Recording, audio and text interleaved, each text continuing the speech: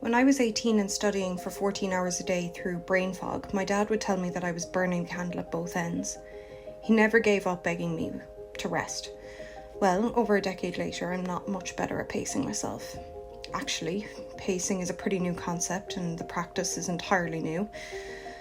Recently, I read a book called Pace Yourself: How to Have Energy in an Exhausting World by Amy Arthur. And since then, I've been consciously trying to become aware of how I facilitate a repeated boom and bust cycle of energy in my own life. I don't have all the answers yet. I don't know how I'll balance having a chronic illness with being neurodivergent, with being as ambitious as I am.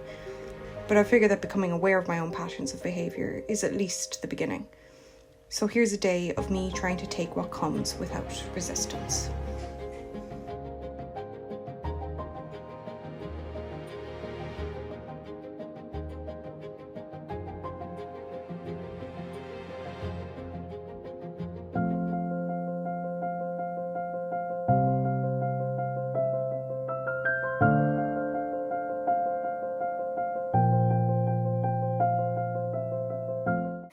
Hello. I don't look good. I'm not going to look good for this entire video. This is just going to be reality. Good morning. It is the Sunday of the May bank holiday and I've just woken up, which I feel like is evident in my voice and my face. I've just put on my moisturizer and things. But I have just woken up and I'm about to make a protein smoothie just to have something really light for breakfast because I'm meeting a friend for brunch. And I was kind of mentally planning out my day before I got up in bed. I was thinking, okay, I'm meeting my friend for lunch, then I have to do some PhD work, then I need to get a walk in, and then I was doing all these like ticks in my head, and I realized then that at the same time I got a phone notification that I hadn't listened to an audiobook in a while because I paused it, and it was about to expire, called Pace Yourself, which is about managing chronic fatigue, and it's a non-fiction kind of about realistically pacing yourself. And to me, pacing myself is kind of a phrase I associate with probably some kind of arbitrary like piece of advice given by a family member when I wasn't well, or when I'm not well, and they're kind of like, oh, just pace yourself, take it easy. It's kind of almost like a catch-all. But I realised I'm going to try and film different ways I am learning to pace myself, because this is far from the first book I've listened to in the last few months about this. And it is something I'm trying to work on, particularly around hormonal health. So yeah, join me today. The aim today is to meet my friend, to enjoy it, and if I need to come home and rest, I will. And if I'm able to do a walk afterwards, I will. And if I can only do PhD reading as opposed to writing, I will. And just kind of seeing how it is. I think I'm trying to be less rigid in my view that this must be done on this particular date, because a lot of the deadlines are set by myself. But either way, welcome back to my channel. If you're new here after all of that, my name is Jen. I am a PhD student at Trinity College Dublin, and I work in Trinity, and I also have a chronic illness, and I'm also autistic, and it's all just a bit messy as contexts go. So yeah, I'm just gonna make my smoothie and relax for the morning for a little bit. Okay, so I've made my smoothie, which is essentially not really a smoothie, it's more a juice. I look so haggard, but you know what? It's also reality, because I am, I think, 8 weeks post-adrenal crisis at this point, or 6 weeks, and I am doing better, but I'm not doing well, if you know what I mean. So this is one of the examples of pacing myself. So it's really sunny today, which you can tell by actual natural lighting over here. I would like to go for a walk, but because I'm meeting my friend for brunch and I have to drive there, I really don't want to wear myself out ahead of time and like risk being too fatigued to drive home, because everything costs energy, including like the excitement of seeing her and like the emotional conversation and like all of those things. So I'm instead going to do what I need to do, which is I need to, well, I need to. This is something I've done since 2016, which is a gratitude journal. I use just an everyday, I've talked about this in the past, I use just an everyday little journal that kind of uses little, that just has little sections per day, and I just write down the thing I did that day that brought me like the most joy, or something like that I noticed, or something like that. It's probably less of a gratitude journal and more a noticing journal, I guess. But I also need to finish my health log. I think I mentioned this in my adrenal video back in January, but I created a health log where I log all of my symptoms. It used to be 7 pages. I think I've improved now because it's down to 3, where I log all of my daily symptoms, ranking them on a scale of 1 to 10, the mental activity I had to do, the physical activity I had to do, how I felt about eating because my appetite is so affected, how hard it was to get out of bed, whether I was impacted by the weather, did I take supplements and medication additionally, when I took my dosing, did I feel I had to updose, and then I suppose potentially most importantly is my emotional log throughout the different times of the day, because I'm trying to notice if I adjust my dose at any point, does it increase anxiety, or do I feel better, or whatever. But I did mine yesterday up until around 9 p.m. and then I didn't log how I felt that night. So I usually do that the morning after, and I need to start my one for today, which potentially, if you've never been chronically ill, feels really over the top, because it's a lot of mental labour. Like, there's no denying it's mental labour, but it's also come from, the necessity of doing it has come from realising that absolutely no one is going to help me in this but me, and absolutely no one is going to pick up on the patterns except me. And I don't think I'm actually great at noticing patterns, because I think I absorb information about a symptom and forget it fantastically quickly, so I need to write it down. So that's what I'm going to do now, and then I'm going to just get ready and go to brunch and see how the rest of the day is without any kind of expectation for it to be a certain way, if that makes sense. But I really do want to have this smoothie because I feel like this is something I'm going to log. I woke up feeling really thirsty, which means I need some electrolytes. So let's do all of that. Excuse the shaking. I'm not bothering to put on my tripod because I'm here, I'm at brunch. I'm meeting my friend in Avoca, which I have never been to. Avoca feels, and I don't know how to say this without insulting every South Dublin person ever, very South Dublin, and I'm here and it's so fancy, it's so cool. So but there's a really nice walk nearby, which I didn't realise, and I wish I brought my shoes, like better shoes, but I feel like it's so summery, it's warm, I'm wearing a dress, I'm still wearing tights because I haven't lost the run on myself, but it feels like I'm living a South Dublin life, which sounds so stupid when I say it out loud and in my head, but we're gonna commit. Anyway, all I've done in this video is sit and talk, but I'm back from brunch and I won't be going for a walk. This is the unpredictability of everything, and this is the reality of trying to pace myself.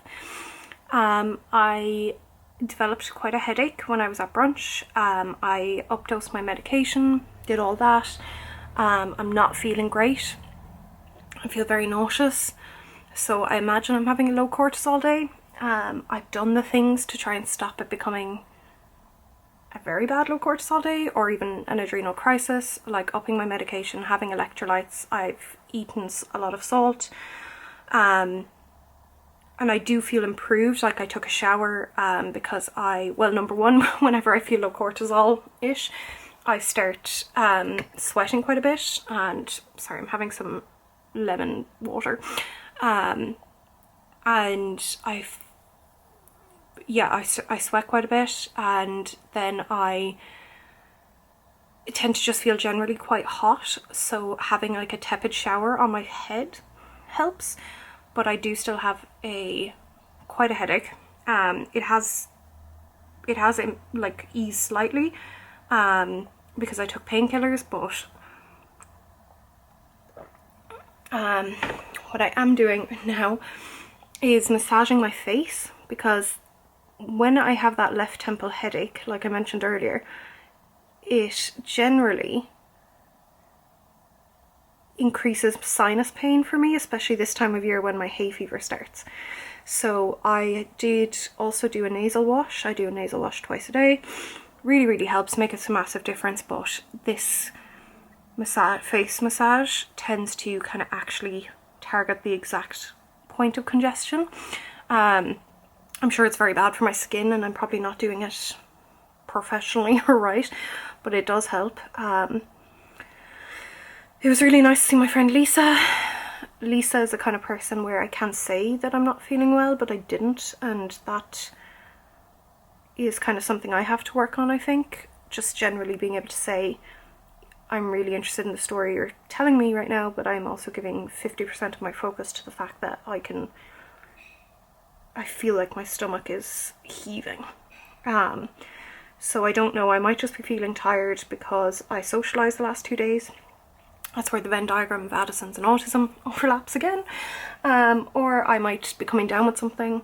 I'm not sure. There's a lot of stomach bugs and flus going on, but I might magically feel better this afternoon. But for right now, my plan of a walk and doing PhD work and things is out the window. So I'm going to get into bed once I've kind of finished my lemon water and finish this facial massage and done another very gentle nasal wash, just to see and see how that's going, because sometimes I don't know if it's sinusitis, but the rest of my face doesn't feel congested. It kind of feels like it's come from that headache that pulls down here. So I don't know. I don't even know why I'm recording all of this, because in reality it's just another messy day. I also need to put some freeze gel on because I do have hypermobility in my joints. My right shoulder is very loose today. So there is also a possibility that I'm having low cortisol symptoms because of pain, which I know is a thing, but I think because I have had hypermobility, like that predates Addison's, it's like I feel as though that shouldn't really impact anything. I'm so glad I'm doing this on camera and showing everyone. But it's also the reality.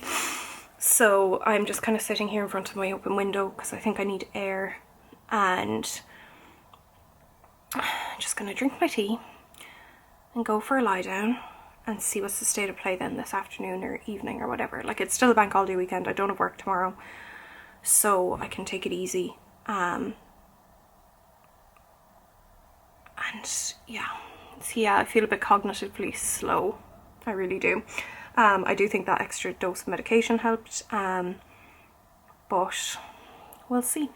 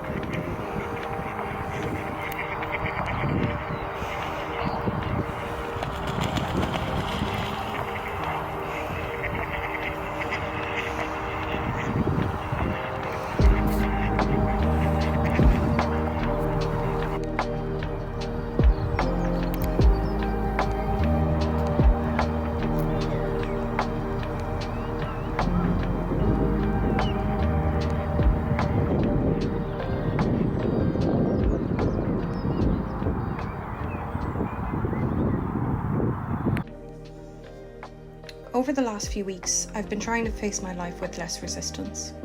In August, I'll turn 30 and my life does not look like how I imagined it would. I love my friends and my family. I love my job. I love my PhD research.